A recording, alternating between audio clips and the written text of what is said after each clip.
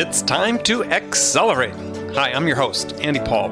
Join me as I host conversations with the leading experts in sales, marketing, sales automation, sales process, leadership, management, training, coaching, any resource that I believe to help you accelerate the growth of your sales, your business, and most importantly, you. Hello, and welcome to Accelerate. I'm excited to talk with my guest today. Joining me is Jason VanOrden, one of the co-founders of Internet Business Mastery. Now, one of the great freedoms enabled by innovation and technology is entrepreneurship and the ability for anyone to start a business that empowers them to pursue their passions, be their own boss, work their own schedule, and live a lifestyle that they really desire. And my guest today, Jason VanOrden, has helped thousands of entrepreneurs realize this vision. And today he's going to talk with us about one of my favorite topics, which is how to get unstuck in life. How to take the first steps to making a meaningful change that can truly transform your life and your business. So, Jason, welcome to the show. Thanks. I'm so glad to be here. Well, I appreciate you taking the time. So, take a minute. I just had sort of a very skimpy introduction for you. Give us some more about yourself and how you got started in this business and how you ended up where you are today. Yeah, well, if you had asked me 15 years ago where I'd be, I would not have at all described what I do now. So what were you doing then? I was an engineer. I went to 5 years of engineering school. I ended up a software engineer for 3 years, and then I got the heck out of the cubicle because it became very clear to me that employment was not what I was meant for. It was very frustrating to the point of even getting depressed at the prospect of going to work every day. And, to make a long story short, it was a long process of discovery and looking around, considering, do I go back to grad school? What's missing for me? What would fulfill me more?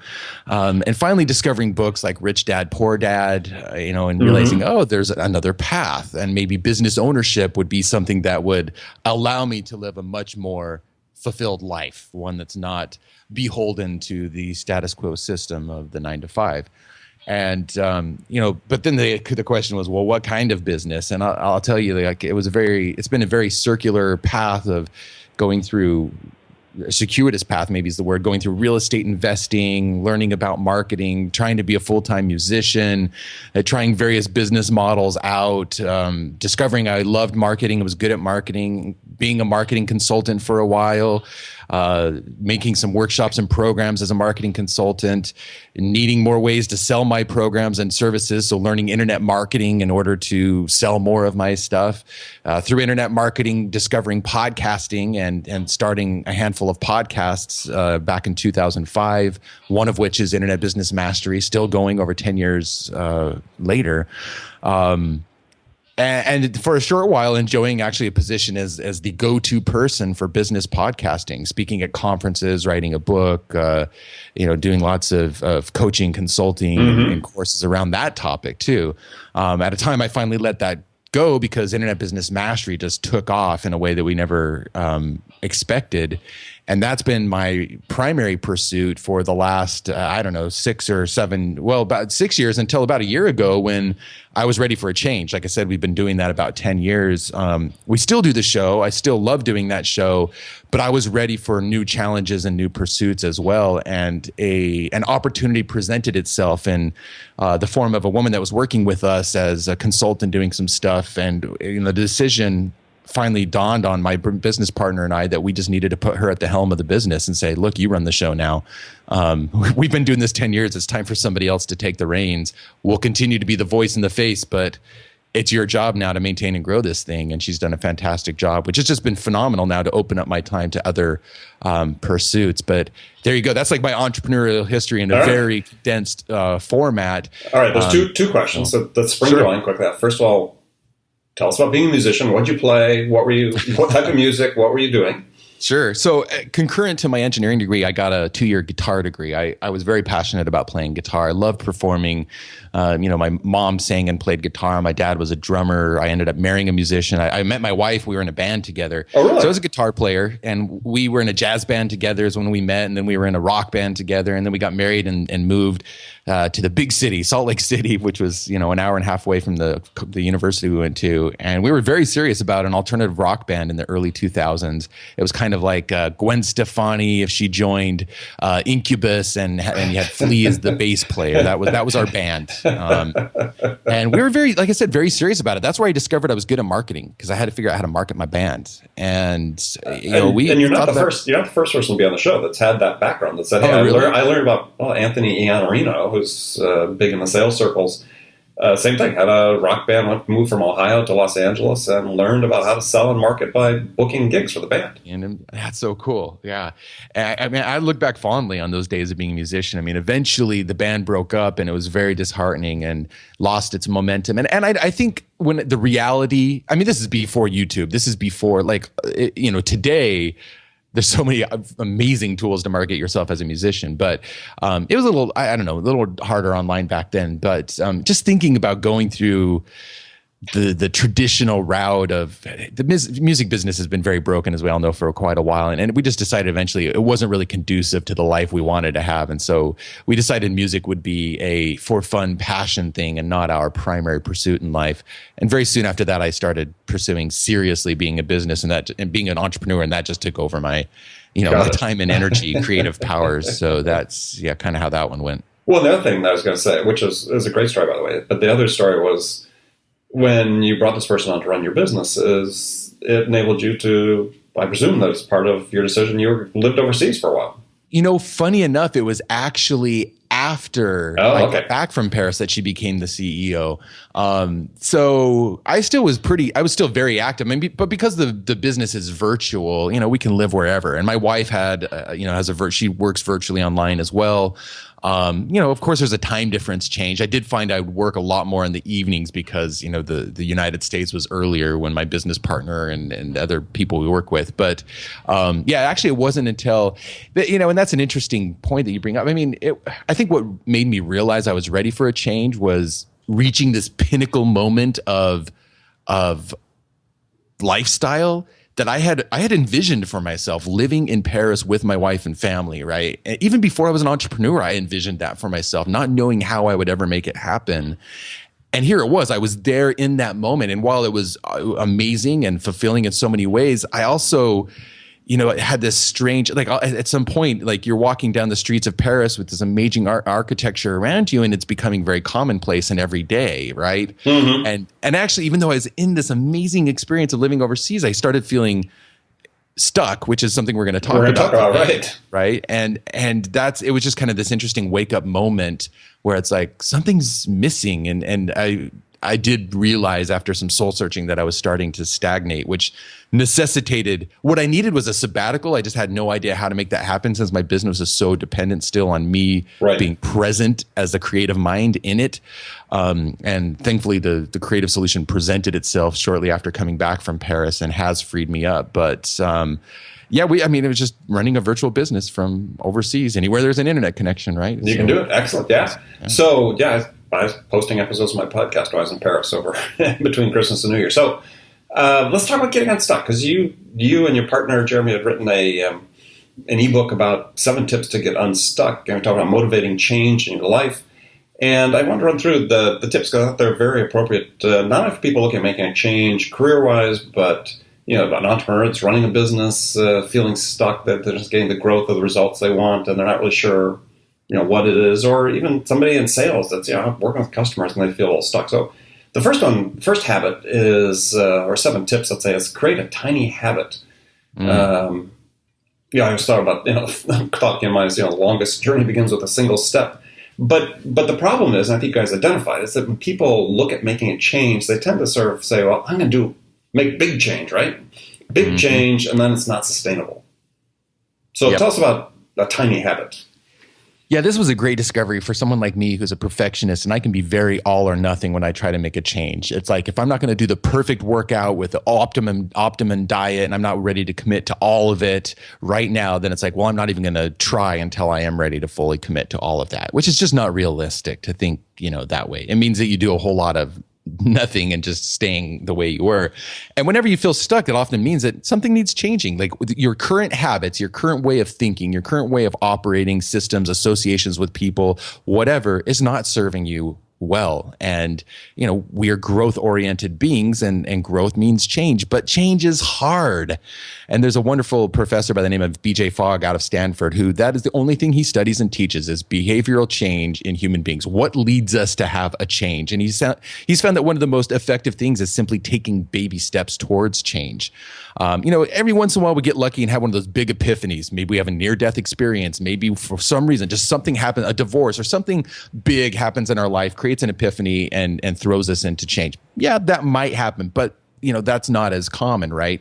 Another thing that can create change is changing your environment. I do remember when I first moved to Paris, I was actually able to implement some interesting changes in my life just because I was in a completely different place, and all my associations with old behaviors, all my old triggers, were different. Not all of us have the ability or the luxury of just being able to change our environment all of a sudden.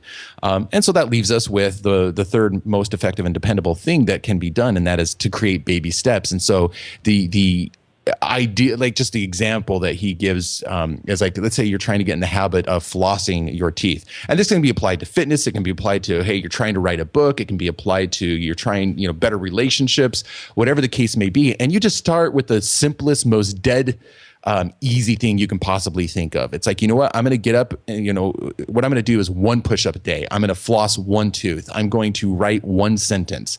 And that may just seem ridiculous. Like, what in the world is even the use of doing that? And as somebody, again, perfectionist who wants to see the result in order to feel like I'm good enough, that's not the point. What you're doing is you are laying down the pathways of new behavior, and it's not about results at first. It's about just doing the thing. And all of a sudden you find yourself reaching a tipping point. It might take 30 days, it might take 60 days, but next thing you know, it becomes very easy to floss the whole mouth, to do the 20 push-ups, to write 500 or 1,000 words, but you have to start with the tiny habit. And in fact, he's got a wonderful little website he's set up called tinyhabits.com that talks all about it. Yeah, and I think that for people think about this, let's say you're a sales rep out there, is you have some call reluctance, or you're a solopreneur, you just started your new business, and you know that you need to go out and make some calls and meet people and start having conversations. Is instead of putting on your to-do list or your calendar, make 20 calls today, make one, make two. Spend 5 minutes, block it out in your calendar every day. I'm going to spend 10 minutes or 5 minutes doing this. And as your point, at some point then you've ingrained that habit. Its commitment to change has been fully incorporated into your activity. And then taking that next step becomes much easier. And one other little piece is that you have to have something that triggers the behavior. So, if it's the floss, maybe, as soon as you finish flossing, you rip off the next piece of floss and you drape it over your toothbrush or whatever, so that next time you go to brush your teeth, boom, the floss is there. It's the trigger, right? Or maybe you tell yourself, it's like, look, as soon as my feet hit the floor when I get out of bed, that's when I go down and I do one push-up. Or the moment I boot up my computer, that's the trigger. But yeah, it's the focus on execution and not the outcome or results at first is key to changing behavior. And mastering that change that you've made. And I think that's a critical part. I remember a study reading from some scientists at MIT talking about change mastery, and they're saying, people try to do too much at once, as I talked about first. They said, take a small change, integrate it into your process, your lifestyle, your life, whatever, your schedule, master it, and then add the next step. Absolutely. All right, good. So that's tiny habit. Next one was surround yourself with success and support. Build a community that's there to support you and to help you succeed. Yeah, again, change is really difficult. And if you're around, and the sad truth is often when you try to enact change in your life, the people around you, well, they don't want you to change because maybe it, triggers their own fears of change, or maybe they're just perfectly comfortable with the way you are, with the way things are right now. And so whenever you go to change a key behavior in your life, you need to have the moral support of people who understand and are ideally trying to reach similar things. So, when I first started trying to become an entrepreneur, and specifically early on, I was trying to become a real estate investor was what I was pursuing. One of the key lessons I learned from Robert Kiyosaki's books was go and find other people who are doing similar things to associate with, which I think just harkens back to the whole mastermind idea out of Think and Grow Rich. Right. And that's what I did is I found a group of people who were also in Salt Lake City meeting at a library talking about real estate investing once a week. And it was just like, it kept it fresh in my mind. It gave me moral support. And it's so valuable to realize that you're not alone in what you're trying to do, that you're in it with other people, and that other people are trying to, you don't feel broken or different, or, it's easier not to get disillusioned or discouraged by the people who don't understand.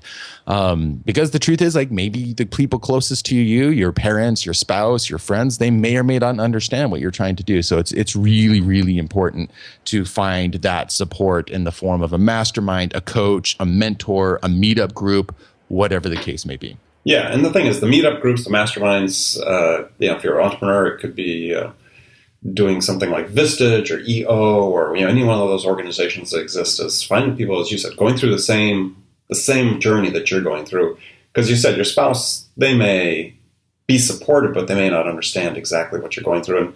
And these are great ways to learn lessons that help you improve and to make the change that you want to make. Absolutely. Yep.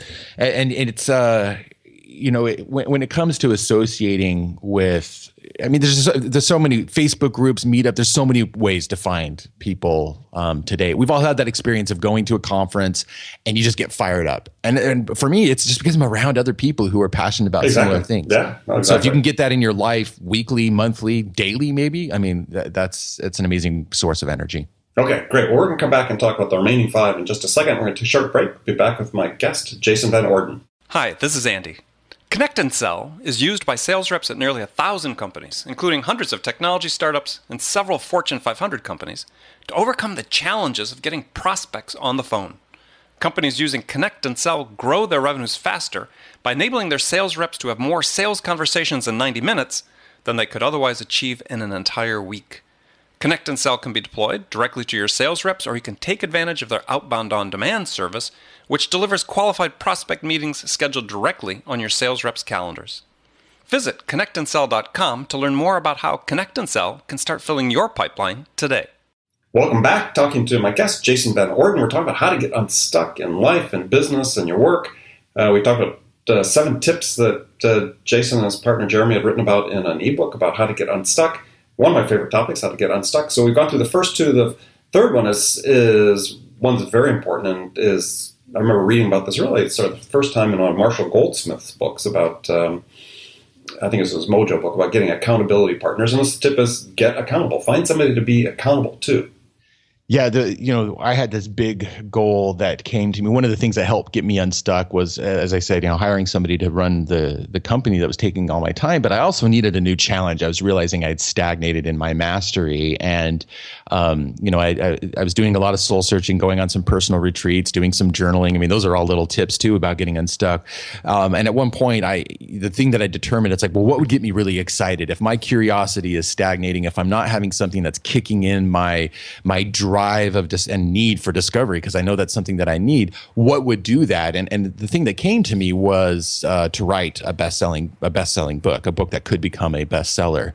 And that's a big, daunting thing, right? I don't know I know better now. At the time, I had written a book, but it wasn't one that became a bestseller and wasn't quite as big of a goal. And so, I knew I had a lot to figure out. But one of the first things I did is told my wife, told my mastermind group. I started telling people that this was my plan, right? And so, and now I knew immediately I was going to need to focus on some tiny habits to help me start implementing, the writing daily and developing those habits. And again, change is really hard, but it's proven that one of the things that helps us is accountability. Now, I think accountability ideally is an intrinsic thing. It's something that we hold ourselves accountable, but certainly having the support of others and knowing that others support. Going back to finding and surrounding yourself with support, but knowing that somebody is going to that you're going to be checking in with somebody and reporting results to them and making that commitment not only to yourself but to others as well. Again, being a perfectionist, sometimes what it takes for me to finish an ebook or a blog post or a course or whatever is I tell my audience this thing is coming and here's the date that you can expect it, because right. Then I have no choice but to get it out. I stop futzing around with it and I release the thing, a minimum viable product at the very least. So. Right. So I think a key takeaway here for people, and be very explicit about it with the people listening, is that you need to find what they call an accountability partner. And, it could be somebody that could be a peer, could be somebody in a completely different business from you. It doesn't have to be somebody that's in the same industry, but somebody that you mutually check in with each other on a daily basis even, saying, yeah, I'd made some commitments the day before that what I was going to get done today, and hey, did I get those done? One of the things I do immediately after signing up for a course, because I still sign up for plenty of courses when I want to learn something new. I just signed up for a $2,000 course recently. One of the first things I do is I try to identify, did one of my friends or colleagues sign up for the course as well? Or if not, often these days there's some kind of community, a forum or a Facebook group. And I identify somebody as an accountability partner. And I set up meetings with them every Friday. And I just say, hey, would you like to discuss these things, hold each other accountable, and go through this process together? And it always elevates the experience of going through that course. Okay, excellent. Point 4, plan for success. So you're talking about a written plan for change. Yeah, it's really easy to say, I want to eat more greens. And even to set the goal, we talk about SMART goals, right? Specific, meaningful. Honestly, I can't even remember what all the words in SMART goals stand for, because I think setting a SMART goal itself is actually very insufficient. You got to think about, well, how am I actually what is the strategy that I'm going to use to make that happen? So for instance, right now, one of my focuses in my personal life is on my money mindset. And so, my wife and I have committed to each other to do this together. This is something we want to, so this is just, our relationship with money. We're realizing there's some areas that we could clean up around our relationship with money and the goals that we have for money in the future. We've hired a coach. We've hired a money coach. That's getting that accountability. That's getting some guidance, somebody to support us in that. So that's surrounding ourselves with support. And we're also going to be turning to this coach and looking, like she's already given us some books to read, because we're looking for a plan. Like if we want to, let's say the ultimate goal for our money mindset is to have less anxiety around certain aspects of our money, and to be 20% more deliberate, or whatever it might be, about how we save and spend our money and track our money. Because as an aside, if I figured out one thing at this point of being an entrepreneur, I'll just make more money is not a solution to your money mindset problems, because it just amplifies them, right? And so I know I need, when it's just the basic things of how I track and set goals for, or allocate money, or I do it in my business. I just don't do it very well in my personal life. So I need a plan. I can't just say, well, I want to budget better. It's like, well, what does that mean? Or, hey, if a budget hasn't been working for me in the past, what's a plan that will? So I need a strategy for tracking and allocating and relating with my money. And so I'm actively reading books, working with this coach to figure out what that strategy is going to be. So with the greens, it might be, well, I've got to make sure, let me come up with a strategy. And what I often do is I might research or just brainstorm off the top of my head 10 strategies that I could go and do. I'm not going to try all 10 of them at once. In fact, in the end, I'm going to prioritize, usually down to focusing on one. And then usually what I do is I'll set a tiny habit around that one. So let's say the strategy, I've listed 10 of them, and I've decided the one I'm going to focus on is drinking green smoothies, because that sounds like a consistent way for me to get more greens. Put some protein and some spinach and blend it up with some ice and strawberries or whatever, right? Okay, so now I've got a strategy. Well, what are the things that could potentially get in my way? I mean, I got to make sure that I buy greens, and I got to have them in the fridge. I can't just say, I'm going to drink more green smoothies. Like, I got to think through, how am I going to remember to make the green smoothie? Like, at first, that might be hard for me to even think about it. Am I going to start with just maybe 3 leaves of spinach? Maybe that's the tiny habit. 3 leaves of spinach with some milk and strawberries, right? So, just thinking through some of those things. And one of the biggest thing is, what is the most likely friction or what's the most likely point of failure? Right. There, and actually starting to make a goal for those things. So it's not sufficient to set a goal. You have to have a strategy, and I think you have to prioritize your strategies and then focus on the one,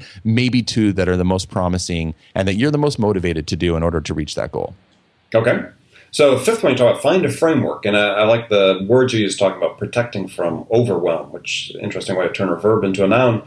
So yeah, this is the enemy of change, being overwhelmed, trying to do too much. So what do you mean with finding a framework?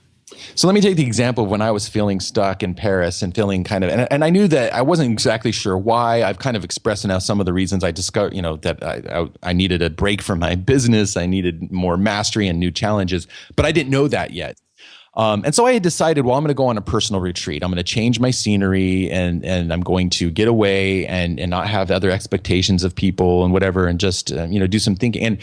And what I knew, one of the things, so there's a few things I knew I wanted to do on this retreat, but one of the things I knew I wanted was some kind of framework to walk me through reconnecting with what I needed in order to feel driven and fulfilled in my life again.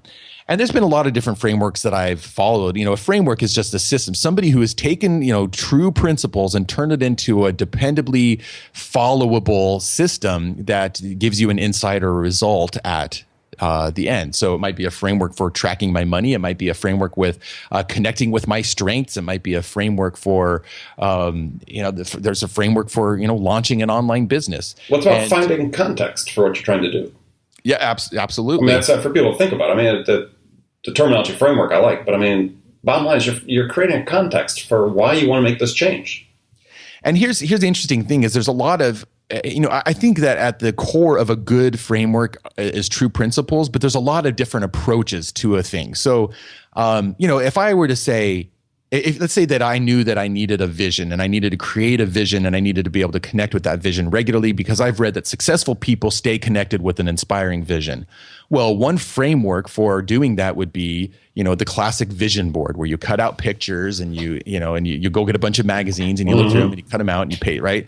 That's never been one that's really worked or connected with me, right? So, there's other frameworks that I use for connecting with what do I really want in life. Maybe Tony Robbins has books about this. What do I really want in life? You can find ones on the end of the spectrum that are a little more woo-woo and ones that are a lot more like scientific and left-brained and logical. Yeah, so like you referenced StrengthsFinder. I mean, that's a great resource. StrengthsFinder is a wonderful framework for connecting with what you are good at in life. And as I went on this retreat, I took with me 2 or 3 books. I actually reached out to a bunch of friends and said, what are some frameworks, books, systems that have helped you connect with what you want in life? And I took a handful of them and I ended up actually one very specific one that ended up helping me because I took my StrengthsFinder and just reading that, it actually, for whatever reason in that moment, wasn't doing it for me, helping me reconnect. It was actually a book by Danielle Laporte called The Desire Map that surprisingly ended up being exactly what I needed in that moment for connecting what I wanted in life. I won't go into all the details of that book, but she just lays out a very nice framework of identifying the feelings that you want to have on a regular basis in your life and how to engender those in order to, feel more connected and fulfilled in your activities that you dedicate yourself to. So finding a framework, I'm just a huge fan of. Somebody out there has come up with some kind of solution, like quantified this, codified it. Find one that works for you. Excellent. All right, number 6, and we're coming down to the end here, is find a mentor. Yeah, whenever possible, when I go for a big, audacious goal, it can feel very, you don't know necessarily all the steps. You have a vision of where you want to be. Maybe you've even come up with a plan or a strategy like we've talked about. Maybe you've even identified a couple of the tiny habits for you to implement. But there's still just knowledge gaps. There's still just the fact that you don't know what you don't know. And sure, some things you can only learn through your own experience, but there are other people out there who have the experience behind them, and finding that experienced mentor, somebody you can, every time I found a mentor that's, they've been where I want to get and they can give me insights, and I really have a good relationship with them. I don't think it's sufficient just to have somebody that you're paying to coach you. I think it's different. A mentor is invested in you in a different way. And anytime I found a mentor, it's accelerated my progress. I get answers to questions. It helps me get unstuck, obviously. They give me feedback on my ideas. They might warn me of pitfalls I might run into and perhaps save me time and energy and stress of running into those pitfalls. They help me know what I have clarity and confidence about what I'm focusing on, so I don't feel so overwhelmed and awash on all the different things that I'm trying to sort through. And because it's very easy to get in this position of everything feels important and there's so many different things it feels like you need to do. And the truth in most cases is it's an 80-20 problem. You got to find the 20% of things that give you 80% of the results. Well, a mentor experience is one of the best ways to 80-20 a problem and zone in on exactly what's the most important thing. So that's why a mentor is so important. Well, I think the thing with a mentor, and you bring up a good point, is it's not just about having a coach and paying them. It's about, you actually might have to do some proactive outreach to find and develop a mentor. And sometimes it's a matter of, it's not just somebody you necessarily know in your life. Because a lot of times I talk to people about this and they're saying, yeah, I'm thinking about who I know that could do that. I said, well, don't think about it that way. I mean, who's done what you want to do that you could maybe develop a relationship, and over time they become your mentor. Right.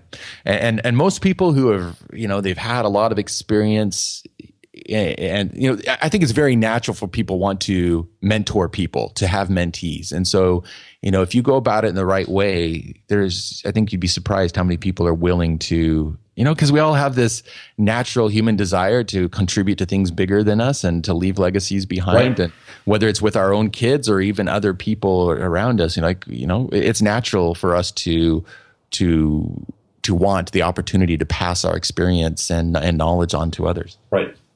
All right. Last one we'll get into real quickly is everything else. Start now. Don't wait. You have a great quote from the Roman philosopher Seneca about the whole future lies in uncertainty. Live immediately. Yeah, you can. It's really easy to fall into the someday later trap, and especially part of the perfection trap as well. It's right? part of the perfection thing. Yeah. So it's like, oh well, I want to get healthier, but I'm going to wait until I've lost weight.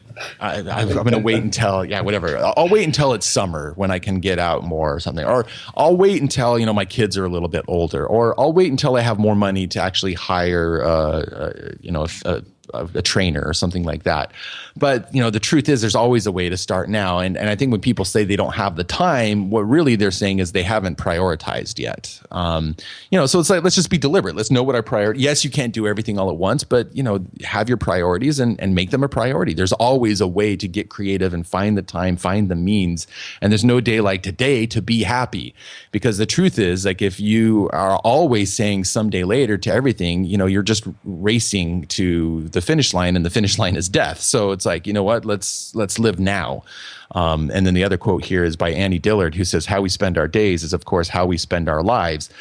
So, you can keep thinking, oh, well, later I'll change. But next thing you know, a day turns into a week, turns into a month, turns into a year, and things aren't changing. Right. So there's never a day like today to start making, at the very least, small changes in getting unstuck. Yep. Right. Form that tiny habit.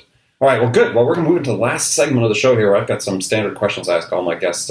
Sure. And the first one's a hypothetical scenario. You're the star of the show in this scenario, which is you've just been hired as a new sales leader at a company whose sales have stalled, and they need to get unstuck. So what two things could you do your first week on the job that would have the biggest impact?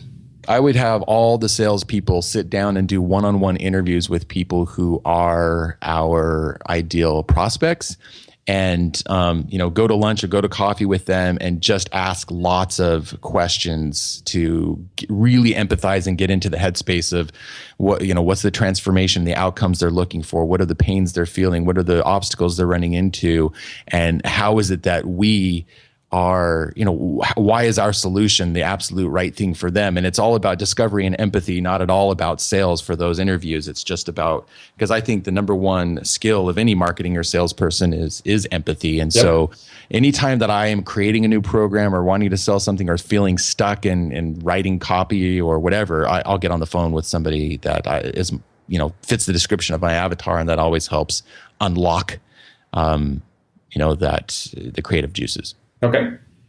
So I think you just answered the next question, which was, when you're out selling, you yourself, what's your most powerful sales attribute? Empathy. Yeah, definitely. Empathy.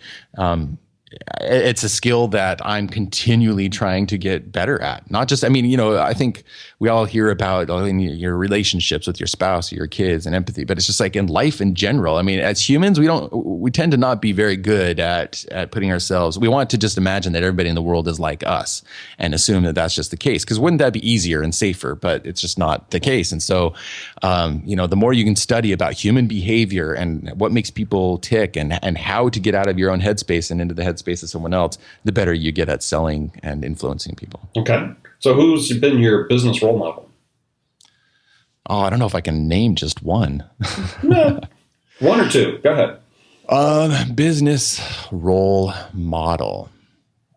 Man, that one's really catching me off guard. Who do I think, okay, so somebody that right now I'm really focused on being more prolific with my ideas. I've mentioned many times that I'm a perfectionist, and that can keep me, I think, from being as prolific as I could or would like to be, because I'm always trying to polish things or make sure they're really good before I put them out.